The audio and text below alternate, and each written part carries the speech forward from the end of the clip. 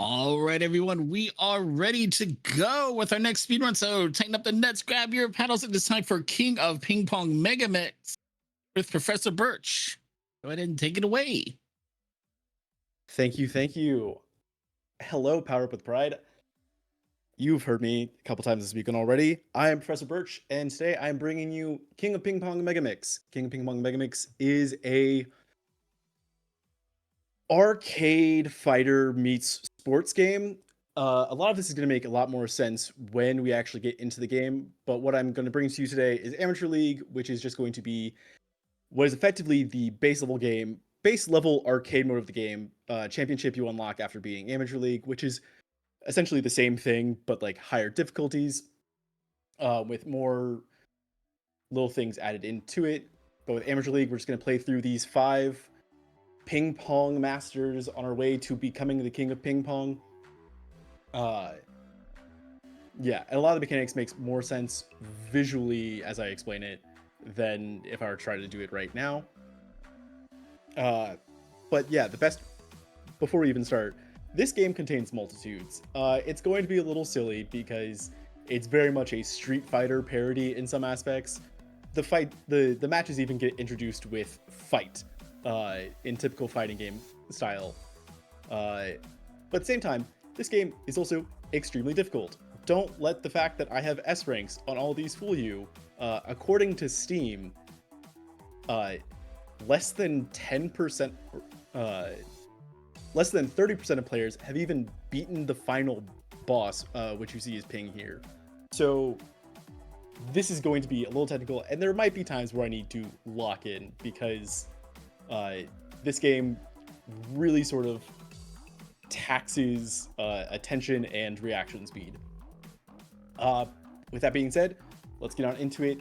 Time is going to start when I hit arcade mode, and time is going to end when I score the 5th point on Ping, and game set pops up. So with that, let's jump into it. Time will start in 3, 2, 1. Let's jam. All right, first up, we have Ivan Tovin. Ivan Tovin is going to be the first of 5, and this is more or less like the tutorial opponent of the game, the tutorial match. We're just supposed to get us used to the movements of such. We have our buttons for left, right, for moving left and right, and then we also have 3 buttons for where we hit the ball afterwards. It's essentially a 3-lane game. With that, and you'll also notice in the top, both me and my opponent have these stamina bars that you'll see drain as we hit the ball back and forth. This is essentially the life, where it's if your stamina is drained, if my opponent's stamina is drained, they can't hit the ball back at all, and that should, in theory, guarantee me the point if I don't miss the return shot. But when my stamina is drained, my swings are a lot slower and messes with the timing, because if you'll see in the corner where it says critical just below my health, there's a timing system to this where you could either be too early, too late, or critical. The more you hit the ball outside of that timing window, the more stamina gets drained from your bar specifically. So what you want to be doing is really timing your shots well, so you don't lose, so you lose stamina slower than your opponent. And there are other ways that stamina can drain quicker. As you saw, Ivan used a super because there's supers in this game. What would a fighting game be without supers? That's that little bar underneath the stamina bar that charges as we hit or as we rally. And generally the super just is a hit that for my opponents has added effects, but for me, I just hit a stronger shot that drains my opponent's stamina in a much greater amount. So you'll often see me charge that bar up, but not use it until I'm typically on match point. Because for the most part, that should be a guaranteed win if I don't mess up the point afterwards, or if my opponent doesn't respond with a super of their own on that specific point. Wilfred Wolf is our second character, and he introduces us to the concept of punishes. Punishes are, if I hit, you'll see my opponent take a certain spot in one of the 3 quote-unquote lanes at the other side of the table on each return, basically. I'm going to use my super here just to wrap this up. You'll see that took a big chunk out of Wilfred's bar, meaning the rally is much quicker, and I can 5-0 up that easily. But punishes are simply, if I hit the ball to where my opponent is standing, they get to return it for losing less stamina, as well as I lose more stamina on returning the punish back. But typically, in most cases, as we'll see when we get to the later bosses, the punishes will be stronger shots in general. Like, the punishes will essentially be a critical for my opponent, just like how I hit criticals at them. Now we have Takaoka Nemo, which her gimmick is that she's one of 2 characters in the initial arcade mode of Amateur League that can hit curveballs. These curveballs are generally slower. You'll see the golden trail kind of like following them, or sparkling trail following them. But they're typically there to sort of mess with your timing in some aspects. Being like they're curveballs essentially.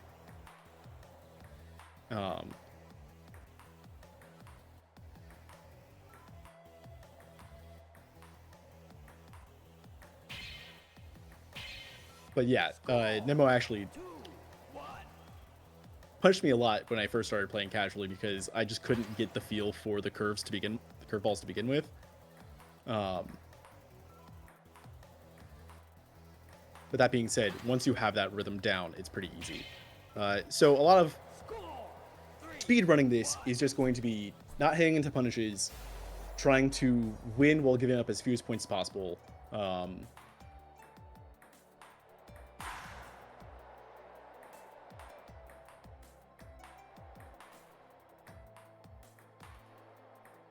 And yeah.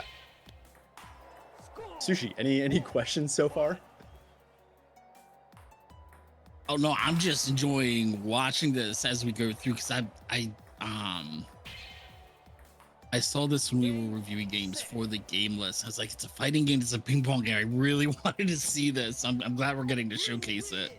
Yeah. Okay, so this is where the real run actually begins, quote unquote, because both Pat Tile and Ping Pang, the final 2, are going to be the most difficult. Theoretically, both have sport under 50% defeat rates according to Steam achievements. Can you guess the reference our friend Pat Tile here is?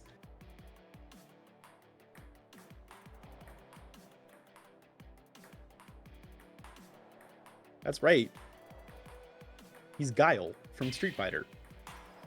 But Pat Tile's gimmick is that, so typically my opponents will move to reposition on the other side just to continue messing with timing. Pat's gimmick is that he moves twice, or can move twice, essentially. So you'll see him sort of move to one spot and then quickly move to another just afterwards. This is really to like catch the player off guard and try to hit you into punishes more. And Pat's punishes in particular come back super fast. From a casual perspective, if you hit into a punish against him, that you may as well have just given up the point. And there, I just kind of let him burn the super just so I can have an easier time getting these last 2 points. If I don't hit into the punishes anymore,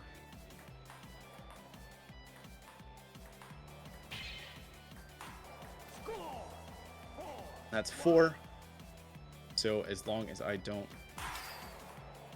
mistime anything here. And we'll end Pat with Pet Shot and the 5-1. All right, we're on to the final boss this run. This is a very quick one. I'm giving as much time as I can sort of in between these and letting the scores kind of play out. Yeah, if I can sneak in here to welcome our raiders from License-a-thon, just to let you know that you're watching Power with Pride 2025, benefiting True Colors United. If you'd like to donate to True Colors United, use the donate command in chat, and get a list of incentives with the incentives command as well to see what you can put those donations towards. Okay. Yeah. Welcome on in, Raiders. You're just in time for the final boss of this run, Ping Pang. So Ping Pang uses 2 rackets. This seems pretty unfair. As well as curveballs. And what is that little shadow clone she's using? She's a lot of things all at once. Truly the king of ping pong. Remember how I said if I hit into my opponent, that's a punish? Well, those little after images that she produces when she moves sometimes, if I hit into either of those lanes, it'll count as a punish, even if it's the after image itself. It's the 2 rackets. So this means oftentimes between the curveballs and that, it's really a test of reaction timing and thoughts. But I'm currently up 3-0, so let's I'll say if I get the perfect here, I'll donate 10.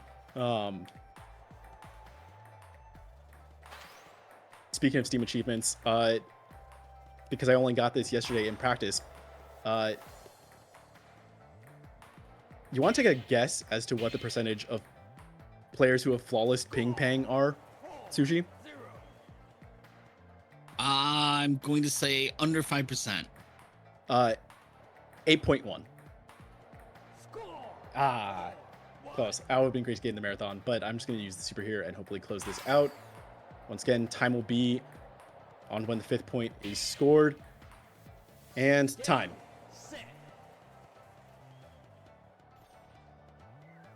Oh, Nice done. Good game.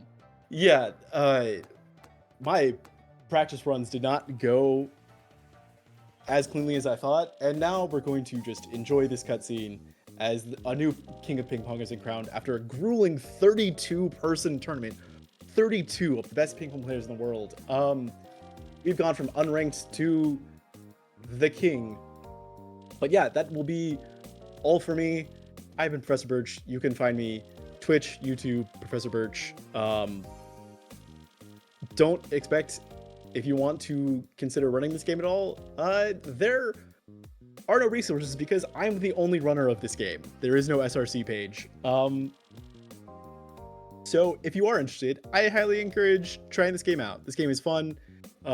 Just in the short amount of playtime that I've had, really just only grinding the amateur league for speedrunning has been incredibly fun. And so this concludes our coverage of King of Ping Pong. Thank you, Power Up with Pride, for having me, and keep donating to True Colors United. It's a really great cause. Can I get a trans rights in chat? That's it for me. Thanks so much for showcasing the run. And as a reminder, yes, we are raising money for True Colors United all weekend long. True Colors United implements innovative solutions to youth homelessness that focus on the unique experiences of LGBTQ young people. LGBTQ youth are 120% more likely to face homelessness than their peers, while Black youth are 83% and Latino youth 33% more likely. True Colors United is guided by 2 core beliefs. Those who have experienced an issue firsthand hold the keys to the solution, and improving outcomes for the most impacted communities benefits everyone. If you'd like to learn more about True Colors United, use the charity command in chat. That'll get you the link to their webpage. If you would like to donate, use the donate command in chat to get taken to the Tiltify page, where you can put your donations towards one of numerous incentives. Right now, we have 2 polls open for a Pokemon trading card game speedrun later this afternoon, one of which should choose the character's name, one of which should choose which starter deck we'll be going with. Your choices there are between Bulbasaur and Charmander. Then we also have an incentive to unlock some cute and fuzzy cat ears for our cassette beasts run later this afternoon as well. Coming up next, we have the start of about, I believe, 2.5 hours of Kirby speedruns for you. We're going to be starting off with Kirby Superstar Ultra from Mr. Shasta. We're going to get that set up for you. So stay tuned.